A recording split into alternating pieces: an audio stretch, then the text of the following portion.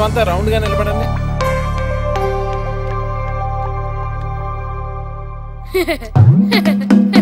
Good morning master. ఏంటి kit, ఏదో పెళ్లికి వెళ్ళే వాళ్ళ రెడీ అయ్యొచ్చో, ఫుట్బాల్ ఆడవా? ఈ రోజు షూటింగ్ ఉంది కదా మాస్టర్. అవునరా మాస్టర్, ఆ అమ్మాయి మాట్లాడుకుంటూనే విన్నాను. ఆ అమ్మాయి చేసేది సినిమా షూటింగ్ కాదు, వెళ్ళి మార్చుకురా. అది కాదు మాస్టర్, కొంచెం గ్లామర్ గా ఉంటే బాగుంటుంది. మార్చుకురమ్మన్నా, వెళ్ళు. అక్కర్లేదండి, ఆల్రెడీ లోపల ఉంది. ఈయనకంటే అందంగా కనిపిస్తానని కుళ్ళు. ఇది కూడా మీరే తీసుకోండి, ఇక్కడితో ఉంటేనే మీకు హ్యాపీగా ఉంటుంది.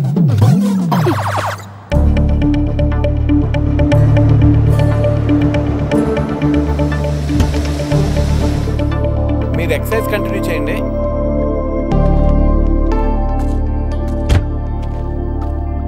హాయ్. హాయ్. ఏంట్రా ఇది? రే ఇదేనా పౌడరు, దీన్ని వేసుకుంటే తొందరగా కనిపిస్తాం. 10 రూపాయలు ఇచ్చుకుంటాను, అందరూ 1 రూపాయి ఇచ్చేయండి. మీ టైం ఎక్కువ వేస్ట్ చేయదలుచుకోలేదు, అందుకే ముందు పిల్లల్ని షూట్ చేసి తర్వాత డైరెక్ట్ గా మన ఇంటర్వ్యూకి వెళ్ళిపోదాం. Okay, come on boys. ఏరా రామ్ చరణ్ లా ఉన్నానా?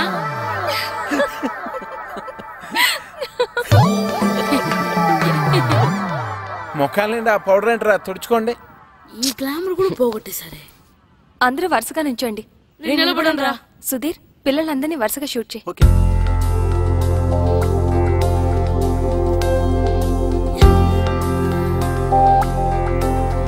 మనం ఇంటర్వ్యూ స్టార్ట్ చేద్దామా? ఓకే. శ్రీను, అందరితో ప్రాక్టీస్ చేయించు. సరే మాస్టర్. టీవీలో మొత్తం ఈయనే కనిపించాలని ప్లాన్. చూసావా మీ చెల్లి నాకు ఎంత అన్యాయం చేసిందో? ఏం చేసిందండి? షూట్ చేయలేదు నన్ను. అయ్యయ్యో, మీరు సొంత బావా, మిమ్మల్ని ఎందుకు షూట్ చేసి చెప్పండి.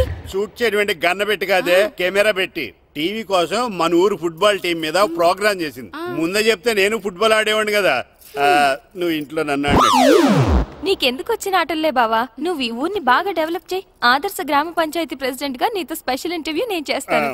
అంటే ఇంకెప్పటికీ చేయవన్నమాట. బావా అది సరే కానీ టీవీ ప్రోగ్రామ్ ఎన్నింటికే? ఇదిగో వచ్చే టైం అయింది, టీవీ ఆన్ చేయి.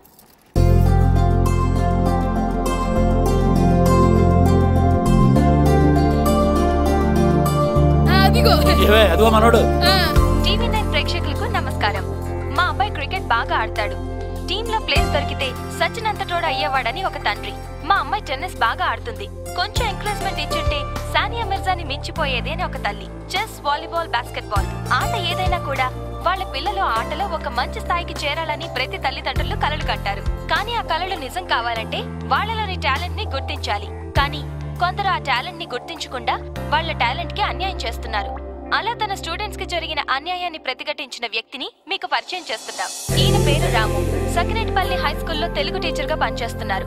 తూర్పు గోదావరి జిల్లా సబ్ జూనియర్ ఫుట్బాల్ టీమ్ లో తన స్టూడెంట్స్ ని సెలెక్ట్ చేయనందుకు సెలెక్ట్ అయిన టీం ని తన ఊరి టీం తో ఓడిస్తానని చెప్పి డిస్ట్రిక్ట్ కోచ్ తో ఛాలెంజ్ చేశారు.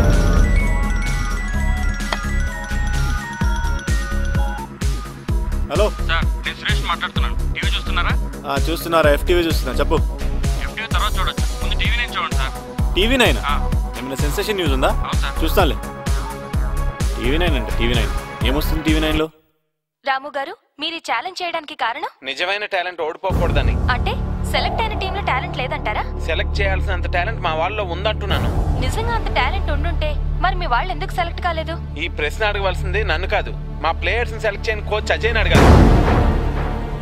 అయినా ఒక్క నా స్టూడెంట్స్ అనే కాదు, టాలెంట్ ఉన్న ఎంతో మంది ఇలా అన్యాయానికి గురవుతున్నారు. అన్ని చోట్ల పలుకుబడి, డబ్బుకే విలువ.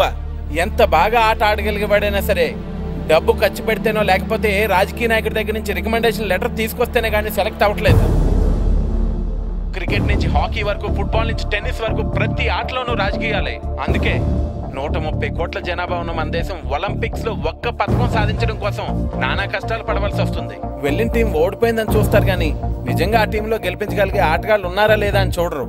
సత్తా ఉన్న ఆటగాళ్ళు తీసుకోలేదని మేధావులో మీడియా విమర్శిస్తే తీసుకుంటారు, కానీ ఆడే ఛాన్స్ ఇవ్వరు. దేశం మొత్తం మీద ఎగబడి చూసే క్రికెట్ నే తీసుకోండి. కొంతమందిని సెలెక్ట్ చేస్తారు, విదేశాలకు తీసుకెళ్తారు, సిరీస్ అంతా రిజర్వ్ బెంచ్ లో కూర్చోబెడతారు. తీరా ఇండియా వచ్చిన తర్వాత టీంలో తీసేస్తారు. అసలు వాళ్ళు ఎందుకు తీసుకున్నారో తెలీదు, ఎందుకు తీసేశారో తెలీదు. అన్నిటిలోని రాజకీయాలు ఇలా రాజ్యం చేస్తుంటే నిజమైన టాలెంట్ ఉన్న వాళ్ళు ఎప్పుడు బయటకు వస్తారు? మీ మాటలు వింటుంటే మొత్తం క్రీడా రంగాన్ని ప్రక్షాళన చెయ్యాలనంటున్నారే. చెయ్యాలి. నిజమైన టాలెంట్ ఉన్న వాళ్ళు కోచ్లు, సెలక్షన్ కమిటీలు సెలెక్ట్ చేయాలి. ఒక్క క్రికెటే కాకుండా అన్ని గేమ్లని గవర్నమెంట్ ఎంకరేజ్ చేయాలి. అంటే ఇప్పుడు గవర్నమెంట్ మిగతా ఆటలను ఎంకరేజ్ చేయడం లేదంటారా? ఎక్కడ చేస్తుందండి? మన గవర్నమెంట్ దృష్టిలో, జనం దృష్టిలో ఆట అంటే క్రికెట్, ఆటగాళ్ళంటే క్రికెటర్స్ అంతే. 12 దేశాలు ఆడే క్రికెట్ లో 2వ స్థానం 3వ స్థానం వస్తే చంకలు గుద్దుకుని ఆనందపడిపోతాం. అదే ప్రపంచం మొత్తం ఆడే ఫుట్బాల్ లో మన స్థానం ఎంతో తెలుసండి, 130. అలాగని మన దేశానికి ఫుట్బాల్ గురించి తెలియదు అనుకోకండి. 1889లోనే మన దేశంలో మోహన్ బగాన్ క్లబ్ స్టార్ట్ అయింది. 1898లో మన దేశంలో నిర్వహించిన డ్యూరాన్ కప్ ప్రపంచంలోనే ప్రాచీనమైన వాటిలో 3వది. 1951, 1962 ఫుట్బాల్ ఏషియన్ కప్ లో మన దేశం గోల్డ్ మెడల్ కొట్టింది. కానీ ఈ రోజు చెప్పుకోవడానికి చరిత్ర తప్ప ఇంకేం మిగలలేదు. మీ ఆవేశాన్ని నేను అర్థం చేసుకోగలను. ఇది ఆవేశం కాదండి, ఆవేదన. ప్రపంచ కప్ ఫుట్బాల్ చరిత్రలో ఈ రోజు వరకు మన దేశం ఆడలేదన్న విషయం ఎంతమందికి తెలుసు?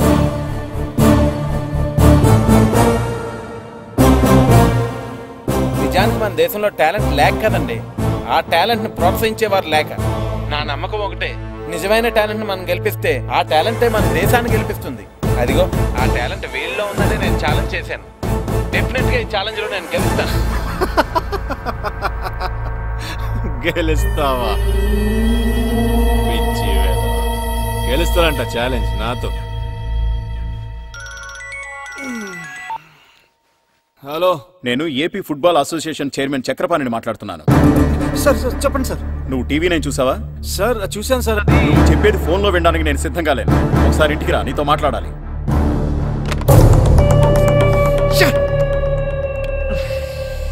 వాట్ మిస్టర్ అజయ్, ఏంటిదంతా? నీ ఇష్టం వచ్చినట్టు ఛాలెంజ్ చేయడానికి ఇదేమైనా నీ ఇంటి విషయం అనుకున్నావా? అది కాదు సార్, వాళ్ళ పిల్లల్ని సెలెక్ట్ చేయలేదని వాడు నోట్కొచ్చినట్టు మాట్లాడాడు. దాంతో ఎమోషన్ లో. బాధ్యత కలిగిన పోస్ట్ లో ఉన్న వ్యక్తి ఎమోషన్ ని కంట్రోల్ చేసుకోగలగాలి. ఇప్పుడు చూడు, సీన్ మొత్తం పబ్లిక్ అయిపోయింది. రేపు జరిగే మ్యాచ్ లో నీ జట్టు కనుక ఓడిపోతే మన అసోసియేషన్ పరువు మొత్తం నాశనం అయిపోతుంది. అబ్బాయి, అలాంటిదేం జరగదు సార్. నా టీం ని ఓడించడం వాడి వల్ల కాదు. ఓడించలేరని నువ్వు అనుకుంటున్నావు, ఓడించగలరని నేను అనుకుంటున్నాను. ఆ ముగ్గురు పిల్లలు పెద్ద టాలెంటెడ్ కాదు సార్. నీకా పిల్లల గురించే తెలుసు, నాకు వాళ్ళని ట్రైన్ చేసే వ్యక్తి గురించి బాగా తెలుసు. మాజీ నేషనల్ ప్లేయర్ సాకేత్రం పేరు ఎప్పుడైనా విన్నావా? విన్నాను సార్. నీతో ఛాలెంజ్ చేసింది అతను.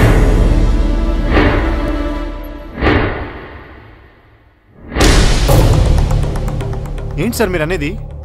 ఆ తెలుగు మాస్టర్ సాకేత్ రామా? అవును, చాలా సంవత్సరాల క్రితమే సౌత్ ఆసియా కప్ టోర్నమెంట్కి సెలెక్ట్ కావాల్సిన వాడు. లాస్ట్ మినిట్లో జరిగిన పాలిటిక్స్ వల్ల జట్టులో స్థానం దొరకలేదు.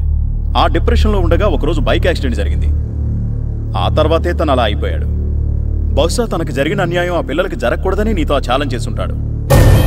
ఛాలెంజ్ చేసినంత ఈజీ కాదు సార్ నా టీం మీద గెలవడం. చూడు మిస్టర్ అజయ్, కడుపు నిండిన వాడి పోరాటానికి, కడుపు మండిన వాడి పోరాటానికి చాలా తేడా ఉంటుంది. టీంలో సెలెక్ట్ అయిపోయాం కదా రిలాక్స్డ్గా మీ వాళ్ళు ఆడతారు.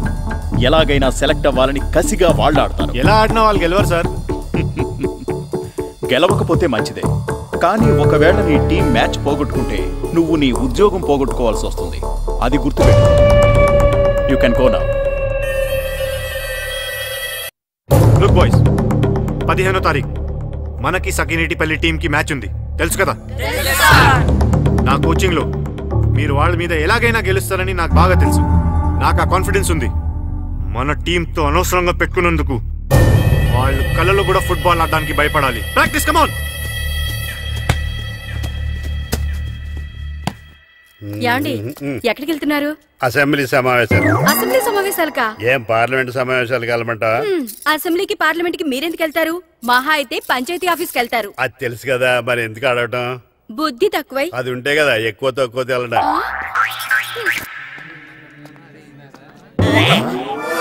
అమ్మో, మన కోసం చాలా మంది జనం వెయిట్ చేస్తున్నారే. వాళ్ళు వెయిట్ చేస్తోంది తమరి కోసం కాదు, మాస్టర్ గారి కోసం.